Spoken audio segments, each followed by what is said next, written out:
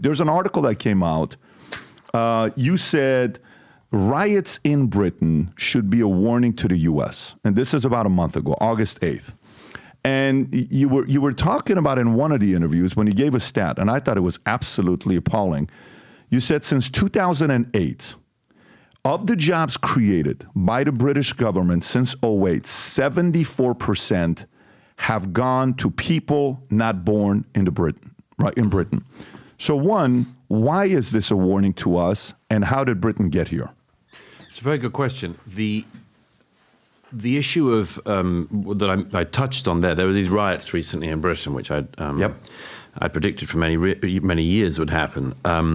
One of the reasons they happen, there are lots of reasons. One is that Britain, like America, has lost control of its borders, and on top of that, legal migration in the UK is at a historic high, legal net migration. Just to give some historic context, in the 1990s, legal net migration per year was in the tens of thousands. When the Conservative government left office earlier this year, it was at 750,000. Now that's net migration. Legal. Okay. Plus tens of thousands of people coming illegally on boats and through other means, possibly in the hundreds of thousands, that one as well. I've written about this a lot in the past. I wrote in my book, The Strange Death of Europe in 2017, about the integration challenges, the cultural challenges that come when you have migration at this kind of speed.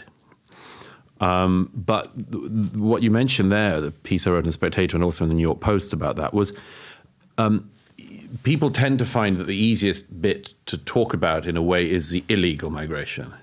But what I was showing in that piece was that even if you take the legal migration in a country like Britain, which is very similar to all other Western European countries, you get this situation where it's got a benefit that's very clear to the government, because the migrants, of course, do add. They add financially, but not in the ways that everybody thinks. So in this particular case, the government can say, we've added X number of jobs into the workforce. But what they don't say is most of them have gone to people who were not born here. And my view is it kind of breaks one of the pacts between the electorate and the elected, which is that the electorate vote generally for something they think will make their lives better. They don't vote for something to make the lives of people who don't yet live in the country better. Mm-hmm. And so one of the points I've made for many years about this is if you grow the pie, but you give the pie to people who haven't been there for the baking, as it were, you break part of the pact. And the British electorate are pretty mad about this subject. And some of them, as they showed last month, are very mad indeed about it. I think that's it's a problem that's perfectly possible to deal with. There's no reason why a country like Britain or America cannot have an immigration system that brings in, talented people who are not going to be any kind of burden on the welfare state, and for whom the benefit of their migration doesn't just accrue to them. And that's one of the other things in this area that's very important is that the benefit of the migration largely accrues to the migrant, not to the society, in terms of the finance. The benefit of is more towards a migrant than the society. Yes. So meaning people come in and are winning more than the people that have been loyal to that country all these years. Yes. So how does that logically make any sense? How does that logically make any sense to,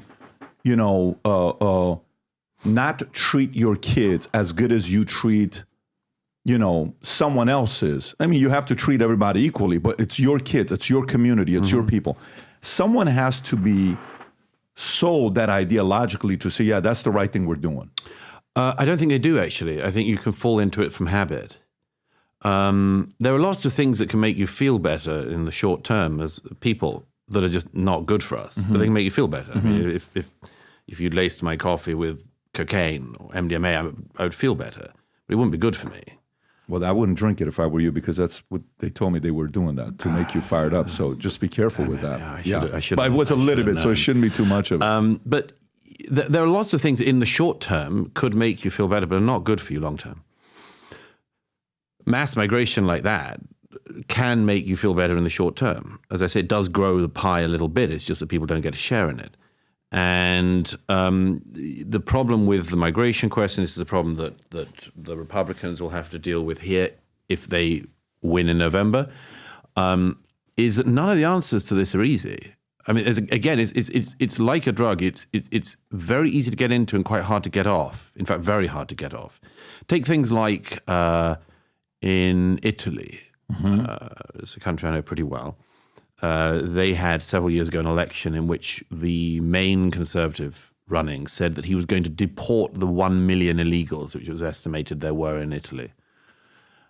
I was never clear, even if he won the election, how he could do that. How on earth do you deport 1 million people? Let alone 11 to 20 million in the U.S. Right. And I have asked politicians in this country exactly the same question. How exactly do you do that? I mean, government in America, like everywhere, is not that great at doing a lot of things. How on earth would you pull something like that off? My point is that when it comes to the issue of migration, what actually happens is it's just so hard to fix after you've opened the door that basically nobody does. I don't yet know of a Western country that has lost control of its immigration like America has or like Britain has, that has any idea of how to correct it. And I'm not against immigration per se. I believe that a society should have a sane immigration policy. Allow talented people in, allow a certain number of people in for humanitarian reasons, in exceptional circumstances. This benefits the society. But it doesn't benefit it if instead of being a sort of trickle of a tributary into the society as a whole, it's a flood, which you then can't do anything about. The reason, I haven't written about this that much since the strange death of Europe. One reason was that I had said almost everything I could say about it in terms of warning. And although a lot of politicians in America and Europe read the book, I was under the impression that they didn't know what to do about it. One politician said to me on the continent in Europe, this is a very depressing book for me to read. Mm-hmm. I said, you should have tried writing it. These are really big problems in the 21st century. And as you know, they're made particularly big, not just by the inability of Western leaders to do anything about it, but by the fact that 50 years ago, it was hard to get to America from Venezuela. 50 years ago, it was hard to get to Europe from sub-Saharan Africa. Today, travel is cheaper and easier than it's ever been, and everybody knows how other people in the world are living. I mean, that's one of the things that these devices we all have, we've underestimated. Everywhere I go in the world, you be in the poorest township in South Africa, everyone's got a device in their hands, and they can see what life could be like. And even if it's a life that we might not regard as being great ourselves, it's a lot better than a lot of the world. So I think in general, the liberal democracies, the capitalist countries, we've vastly underestimated our appeal and the number of people who want to come here. And if we don't have a sensible policy about this century is going to be a real problem. Listen, we get a lot of messages that, hey, how do you guys get your stories? Everything you've been doing. Eventually, I decided to invest a lot of money into it, hired 15 machine learning guys to make a new site available to you guys. We wanted to build it for us, but we're making it public to everybody. It's a freemium. Then there's 2 different paid aspects to it called vtnews.ai. I'm going to play a commercial for you. This is the first time you're seeing a commercial to understand what this is all about. This is an aggregated site where you need to only visit one news site that feeds everything in from others. No bias. We're not writing the articles. Other people are writing it. And you get to read the article and say, this is a left source. This is a right source. This is center. Rob, play this clip. Go for it. There are currently 8.2 billion people on Earth. 6.9 billion use their smartphones to read an astonishing 2 million news articles every day. Before you read another news article, it's important to understand how news outlets make money. Change, conflict, controversy. In other words, the angrier you get, the more money they make.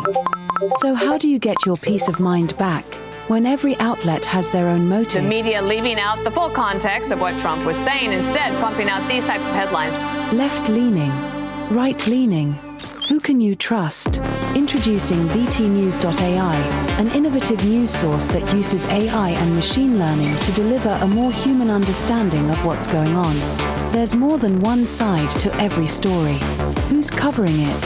What are their agendas? Why is one side reporting a story when the other side is ignoring it? VT News shows them all. Access to 130,000 news sources, most advanced AI in news, ability to chat with VT AI, bias meter showing the number of left, right and center sources. Lopsided stories are clearly identified.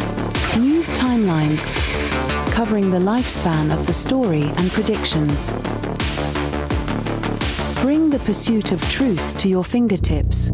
Visit VTnews.ai, your only destination for news. Sick. We are so That was excited about sick. this. We are so excited about this that finally this product is here that we can release to you. We shared this at the Vault conference. The reception was absolutely insane. For those of you guys that run podcasts or you're busy like me, you're somebody that's an executive businessman, you're running around, you got a lot of things going on.